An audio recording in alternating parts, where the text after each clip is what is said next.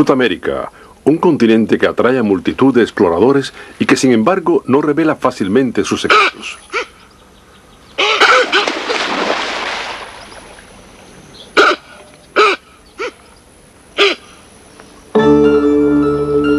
La capibara del Orinoco.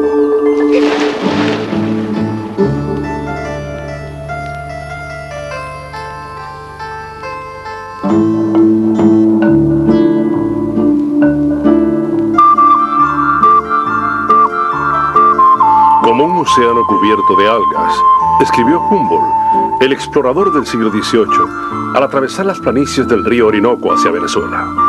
Conocido como los Llanos, se trata de una inmensa sabana que durante la mitad del año permanece inundada y la otra mitad constituye un desierto, cuando la hierba se reseca hasta convertirse en polvo y la tierra se cuartea.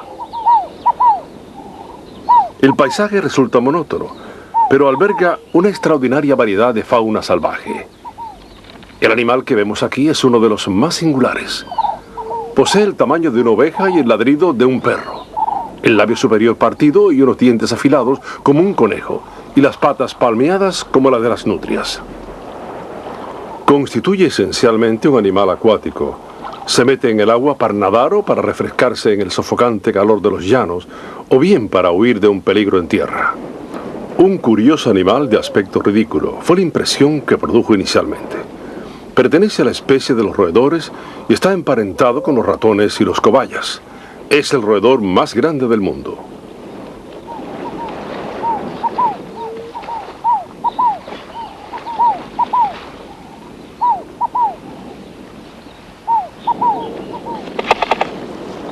Normalmente, las capibaras viven en pequeños grupos, pero la escasez de agua en los llanos durante la época seca obliga a los grupos a juntarse, formando unas manadas de más de 50 animales.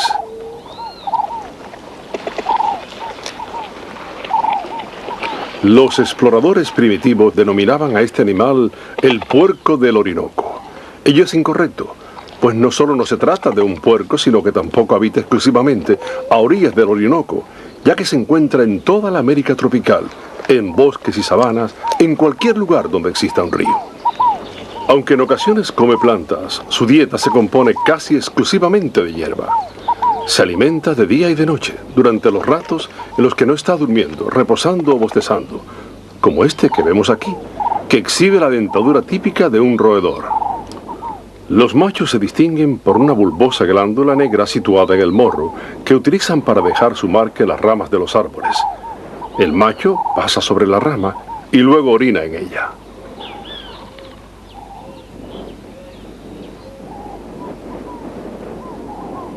Las capibaras no son los únicos que deben afrontar los problemas de la sequía. A medida que el agua escasea, los riachuelos y las playas se llenan de caimanes y tortugas. Cuando el agua se calienta bajo el sol, el baño ya no resulta tan agradable. Este caimán abre la boca para refrescarse. La supervivencia de la comunidad animal de los llanos depende de esos riachuelos.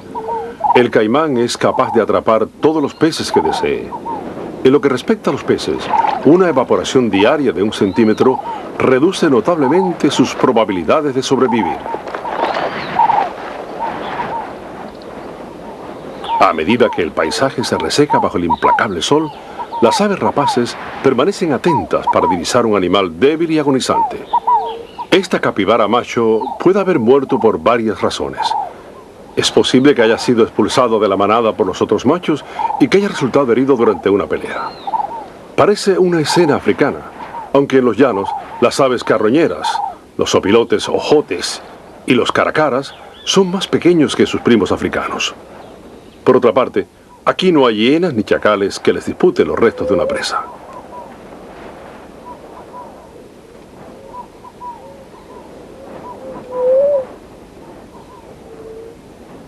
Un cielo insólitamente nublado de finales de abril presagia lluvia. El seco y furioso viento amaina y empieza a llover.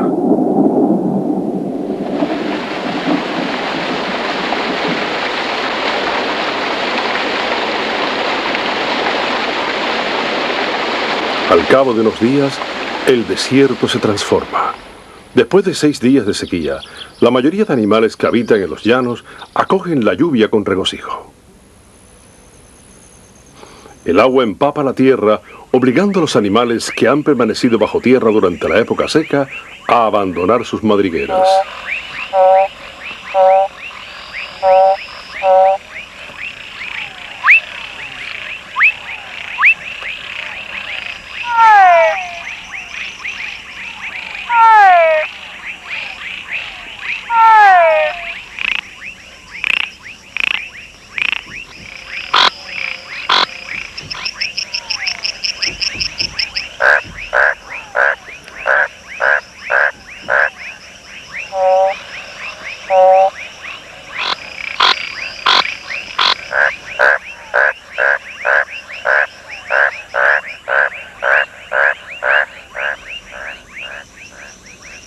El único enemigo natural de los capibaras es un animal de los bosques.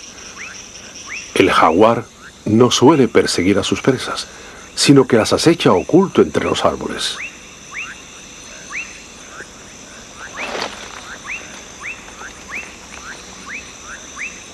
Para las capibaras que habitan en los prados a orillas del Orinoco, el jaguar no representa un problema. Pero este pequeño zarigüeya, del tamaño de un conejo, es un voraz carroñero de costumbres nocturnas, aficionado a atacar a las capibaras jóvenes. Al anochecer, cuando refresca, las capibaras abandonan el riachuelo y se dirigen a comer. Evitan meterse en el agua de noche, pues corren el riesgo de ser atacados por un caimán.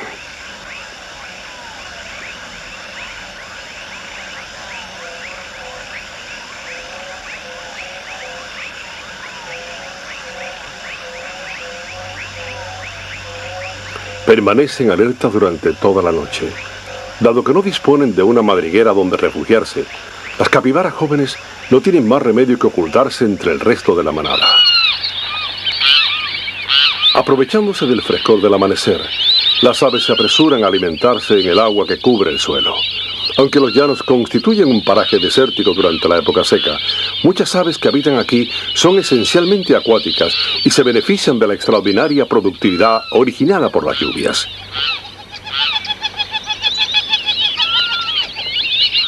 Mientras otras aves exploran el territorio de diversa forma, la jacana examina las algas y plantas acuáticas en busca de gusanos y caracoles. La gigantesca jabirú, el ave de mayor tamaño que habita en los llanos, busca peces y serpientes.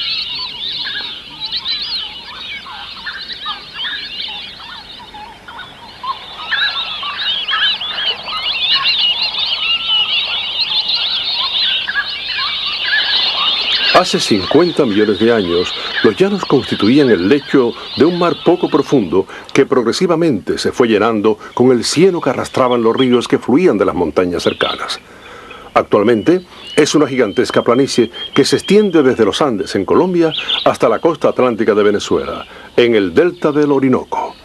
Aparte de algunos ciervos, las capibaras son los únicos grandes herbívoros que habitan en este paraje.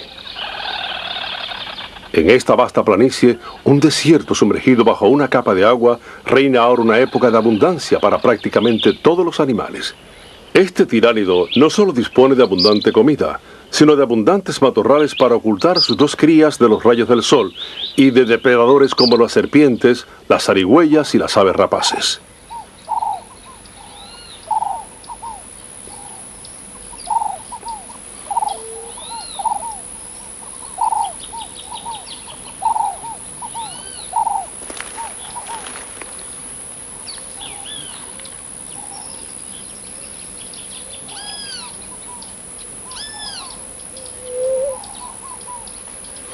Los principales animales de presa del ratonero sabanero son los lagartos. Al igual que muchas aves de rapiña, los ratoneros solo tienen una cría al año. La crían en un rudimentario nido formado por ramas, en este caso construido cerca del suelo, en un matorral espinoso. El macho se instala a unos metros de distancia para vigilar el nido mientras la hembra va a cazar. La hembra es la que se ocupa de atender a su cría y de darle de comer.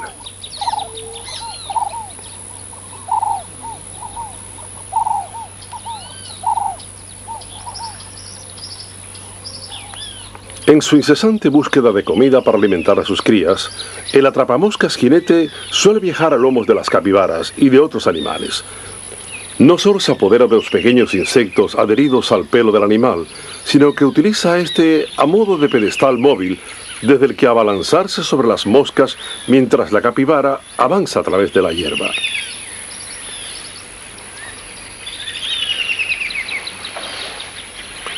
El inicio de las lluvias coincide con la época en que los machos cortejan a las hembras capibaras. Las relaciones entre ambos sexos son breves. Algunas hembras se aparean con varios machos del grupo, pero el macho dominante se impone sobre los otros. Si el tamaño de la glándula situada en el morro es señal de majestad, el macho que vemos en estas imágenes debe ser el jefe de la manada. Según parece, está convencido de llegar a conquistar a la hembra. El macho dominante se afana en aplicar su olor en las ramas visitadas por otros machos.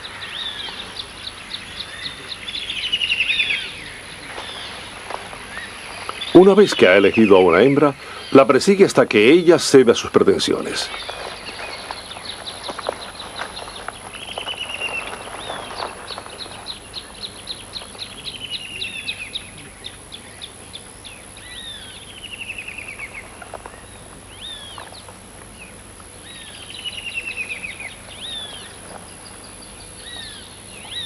Parece extraño que el período de apareamiento coincida con la estación de las lluvias, cuando otras especies ya han parido a sus crías.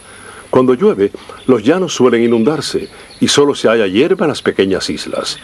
Muchas capibaras mueren de hambre durante esta época, de forma que el nacimiento de las crías coincide con la desaparición de las lluvias, cuando disminuye el nivel de las aguas y la comida es más abundante.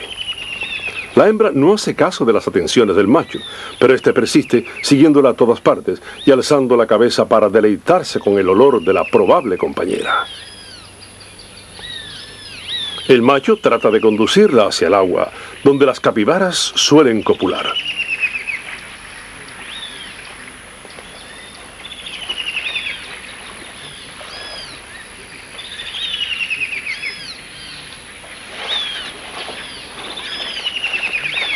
Pero la hembra todavía no está preparada y el macho sigue insistiendo durante varias horas.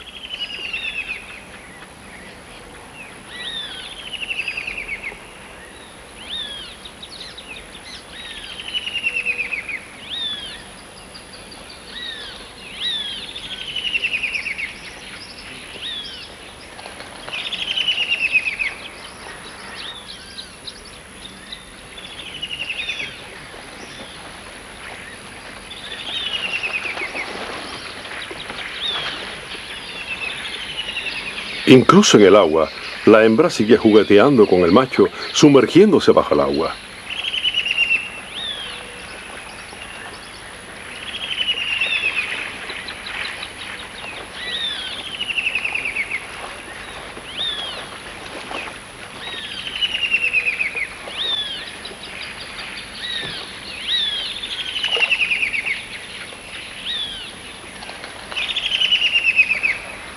No sabemos con certeza el motivo por el que la hembra se resiste a las atenciones del macho, pero ello forma parte del ritual de apareamiento.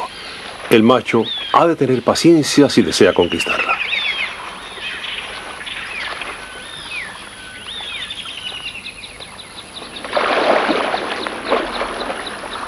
Al igual que otros roedores, las capibaras copulan varias veces seguidas.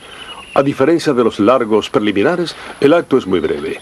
Ello se debe a que es un momento peligroso cuando el enemigo puede sorprenderlo sin ser visto. El motivo de que las capibaras copulen en el agua está relacionado probablemente con el tamaño de los animales. Las capibaras son tan grandes y pesados que procuran evitar toda actividad que requiere un esfuerzo en tierra bajo el sofocante calor de los llanos. El hecho de aparearse en tierra les dejaría agotados, sin fuerzas para huir del ataque de un depredador. Así pues, copulan en el agua, el lugar más seguro, puesto que las capibaras no disponen de una madriguera a donde llevar a sus compañeras.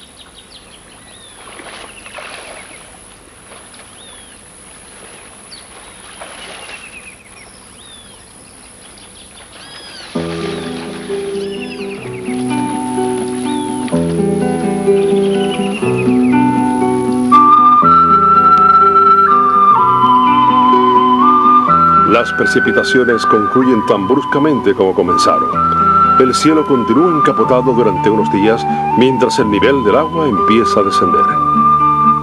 A medida que el nivel del agua disminuye, las capibaras que se habían dispersado en pequeños grupos durante las lluvias se vuelven a congregar formando grandes manadas.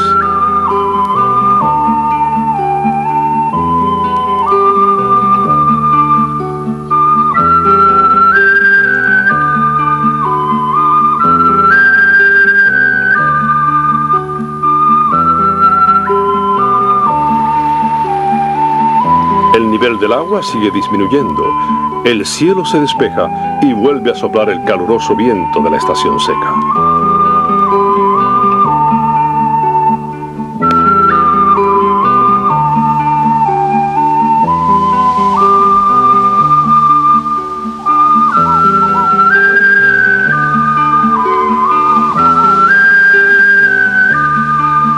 Poco a poco, la exuberante vegetación se reseca y adquiere un color pardo.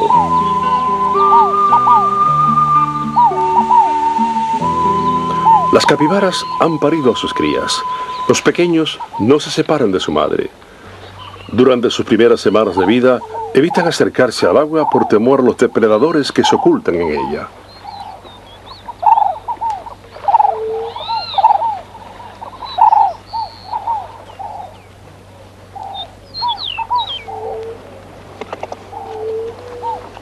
Mientras las capibaras más jóvenes maman, los mayores juegan y se pelean en el agua para medir sus fuerzas. Esos juegos determinan su ulterior situación dentro de la jerarquía del grupo. Las hembras capibaras cuidan de los pequeños con gran mimo. Esta hembra da de mamar a sus hijitos y a los de la otra hembra. Los pequeños y hambrientos capibaras van de una hembra a la otra tratando de mamar hasta que una se alza sobre sus patas traseras para que todo el grupo pueda mamar cómodamente. Las capibaras más débiles están condenadas a perecer de hambre. Sus restos son devorados por los animales de rapiña.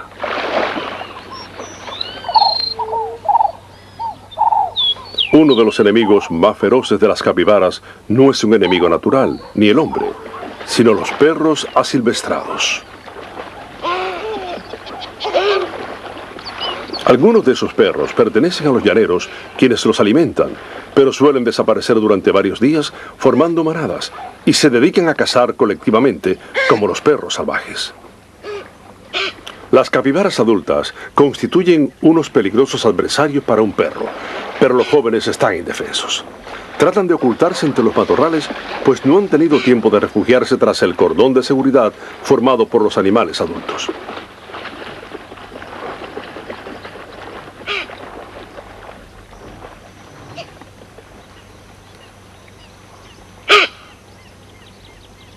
Los adultos permanecen juntos, presenciando la escena mientras un perro se apodera del cadáver de una pequeña capibara.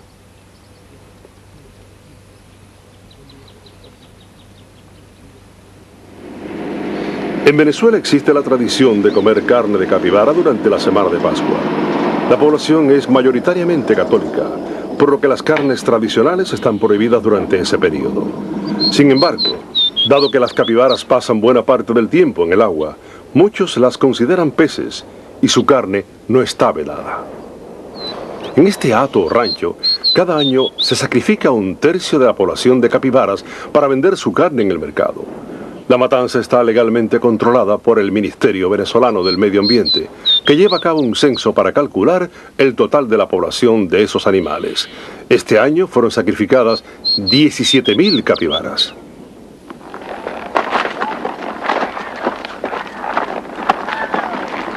Los llaneros tardan unas 3 semanas en reunir a las capibaras que serán sacrificadas. Los jinetes reúnen a las capibaras en unos grupos para seleccionar a los machos. Inevitablemente, algunas hembras, preñadas o que acaban de parir, son conducidas también al matadero.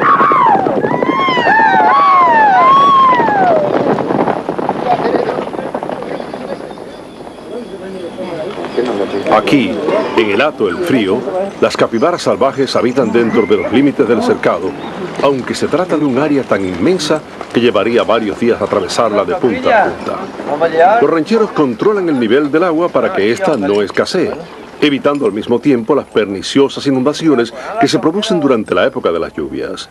En respuesta a esas condiciones ideales, las capibaras se han multiplicado hasta alcanzar un considerable número. Algunos biólogos han indicado la posibilidad de criar las capibaras bajo unas condiciones más controladas para su explotación comercial. En la Universidad de Maracay, en el norte de Venezuela, se han llevado a cabo unos experimentos destinados a explorar dicha posibilidad. El problema radica en convencer a un animal salvaje, habituado a disfrutar de grandes espacios, de que viva en un pequeño recinto, dado que la mayoría de ganaderos dispone de tierras pequeñas y recursos escasos. Si ello fuera practicable, las capibaras podrían ser domesticadas. Son unos animales que se adaptan bien a vivir en cautividad, especialmente las hembras. El doctor Rodrigo Parra, director de dicho proyecto de investigación, asegura que la productividad de las capibaras es equiparable a la de otros animales domesticados. Ah, eso. Chigui. Venga, vieja. Venga, Chigui. Chigui.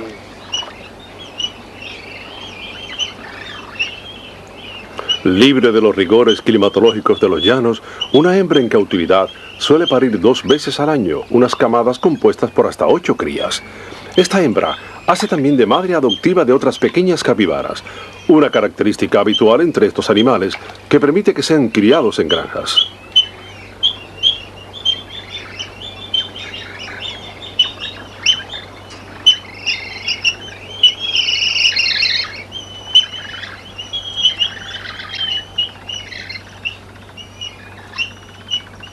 Las pequeñas capibaras son muy precoces. Al poco de nacer empiezan a comer hierba, un recurso fácil y económico para los ganaderos. Crecen con gran rapidez. Cuando cumple 10 meses, una joven capibara está totalmente desarrollada y dispuesta para ser sacrificada.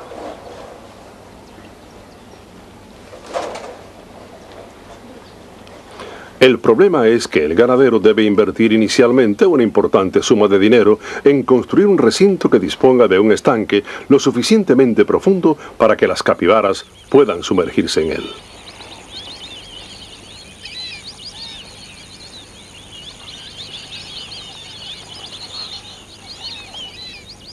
Es demasiado pronto para afirmar si esa iniciativa es viable. De momento, no pasa de ser un experimento, y las grandes manadas de capibaras en Venezuela siguen correteando libremente por las praderas y los llanos. En caso de que dicha iniciativa tuviera éxito y las capibaras pudieran ser domesticadas, ello indicaría que quizá los exploradores primitivos no andaban muy desencaminados al llamar a la capibara el puerco del Orinoco.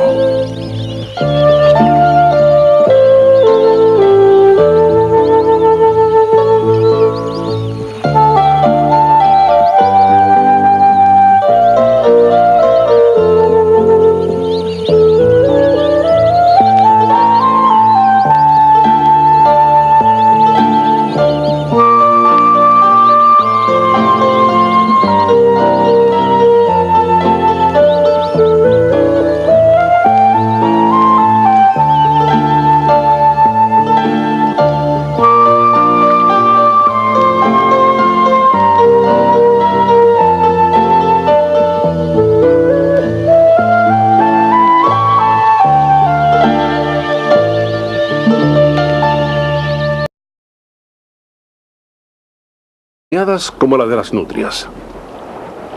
Constituye esencialmente un animal acuático. Se mete en el agua para nadar o para refrescarse en el sofocante calor de los llanos, o bien para huir de un peligro en tierra. Un curioso animal de aspecto ridículo fue la impresión que produjo inicialmente. Pertenece a la especie de los roedores y está emparentado con los ratones y los cobayas. Es el roedor más grande del mundo.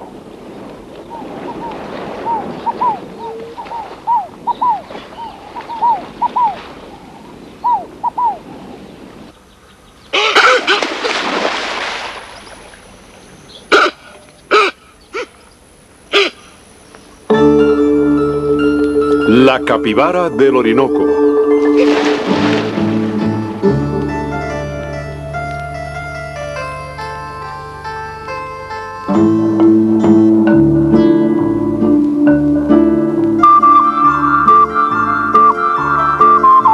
como un océano cubierto de algas, escribió Humboldt, el explorador del siglo XVIII, al atravesar las planicies del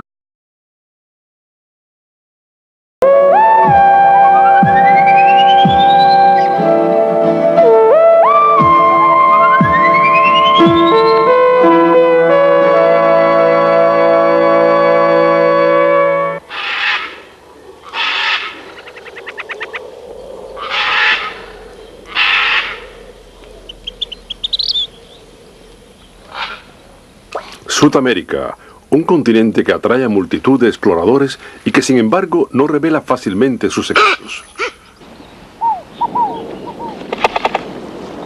Normalmente, las capibaras viven en pequeños grupos, pero la escasez de agua en los llanos durante la época seca obliga a los grupos a juntarse, formando unas manadas de más de 50 animales.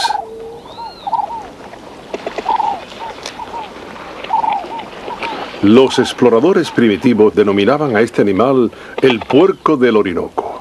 Ello es incorrecto, pues no solo no se trata de un puerco, sino que tampoco habita exclusivamente a orillas del Orinoco, ya que se encuentra en toda la América tropical, río Orinoco hacia Venezuela.